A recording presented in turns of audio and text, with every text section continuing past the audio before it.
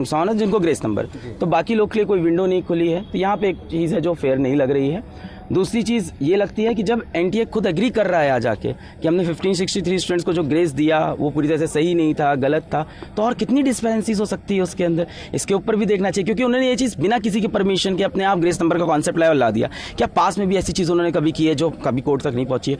और कितना उनके डेटाबेस के अंदर ऑडिट की भी बहुत ज़्यादा रिक्वायरमेंट, क्योंकि वो खुद एग्री कर रहे हैं कि ये चीज़ गलत हुई और फॉर लास्ट 7 डेज वो बिल्कुल नहीं एग्री कर रहे थे, बट आज उन्होंने ये चीज़ मान ली। हालांकि क्या काउंसलिंग इस पे मेरिट पर भी इसका असर पड़ेगा, जिस तरह से 15 बिल्कुल पड़ेगा, रैंकिंग पे पड़ेगा। रैंकिंग बिल्कुल री एग्जाम के बाद ही रैंकिंग डिसाइड होगी, क्योंकि काउंसलिंग ये कह रहे हैं कि 6 जुलाई से करेंगे। तो ये कह रहे हैं कि जब 23 जून वाला पेपर हो जाएगा जल्द से जल्द उसके रिजल्ट निकाल देंगे और उसके बाद फिर से सबकी रैंक शफल होगी, बनेगा। पर हमारा मुद्दा अभी भी ये है कि बहुत से बच्चे अपने समय का नुकसान रिपोर्ट नहीं कर पाए। इसके साथ साथ जो पेपर लीक का केस था उसमें माननीय सुप्रीम कोर्ट ने कहा कि वो केस बिल्कुल खुला हुआ है, उसकी अगली सुनवाई होगी।